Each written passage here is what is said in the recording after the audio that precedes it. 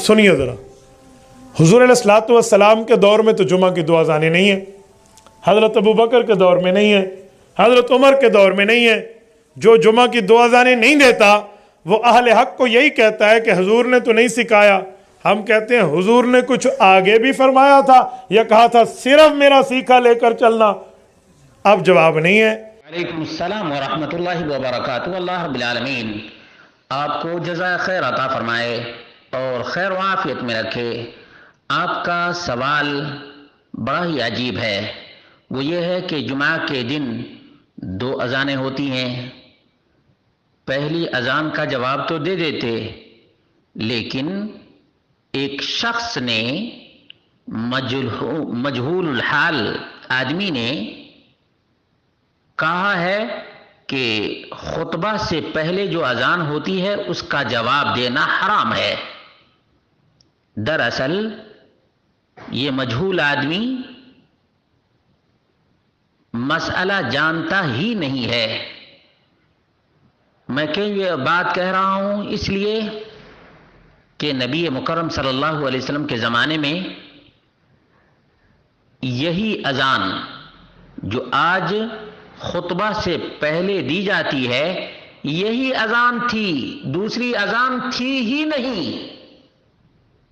تو صحابہ کرام کس اذان کا جواب دیا کرتے تھے اور کس کے بارے میں نبی مکرم صلی اللہ علیہ وسلم نے فرمایا ہے فَقُولُوا مِثْلَ مَا يَقُولُ الْمُؤَذِّنُ، اسی طرح سے تم کہو جس طرح سے مؤذن کہتا ہے۔ اب یہ جاہل بولتا ہے کہ جواب دینا حرام ہے، نبی کی بات مانیں گے یا اس جاہل کی بات مانیں گے؟ جبکہ ایک ہی اذان نبی مکرم صلی اللہ علیہ وسلم کے زمانے میں تھی، ابو بکر صدیق رضی اللہ تعالی عنہ کے زمانے میں بھی ایک ہی اذان تھی، وہی خطبہ سے پہلے۔ 2.5 سال کی مدت ابو بکر رضی اللہ تعالی عنہ کی گزر گئی، نبی کریم صلی اللہ علیہ وسلم کی وفات تک ایک ہی اذان تھی، ابو بکر صدیق رضی اللہ تعالی عنہ کی وفات تک ایک ہی اذان تھی، عمر فاروق رضی اللہ تعالی عنہ کا زمانہ آیا اور ان کی پوری خلافت کے 10 سال میں ایک ہی اذان تھی۔ سوال یہ ہے کہ صحابہ کرام کس اذان کا جواب دیا کرتے تھے؟ وہی خطبہ سے پہلے جو اذان ہوتی ہے اسی کا جواب دیا کرتے تھے۔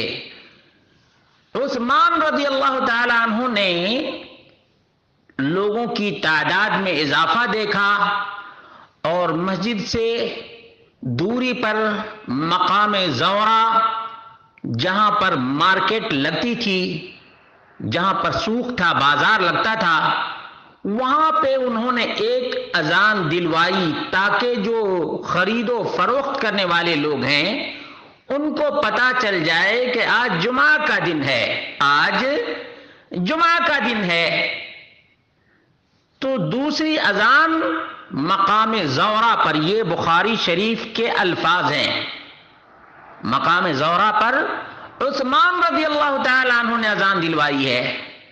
اب ایسے جاہل آدمی کو کوئی کیا بتائے کہ ایک ہی اذان جس پر نبی کریم صلی اللہ علیہ وسلم کا زمانہ گزر گیا، ایک ہی اذان پر ابو بکر صدیق رضی اللہ تعالی عنہ کی خلافت کا زمانہ گزر گیا، ایک ہی اذان جمعہ کے دن پوری خلافت عمر میں ہوتی رہی ہے، اس کو کوئی بتائے کہ اس طرح سے حرام اور حلال کا فتویٰ نہیں دیا جاتا۔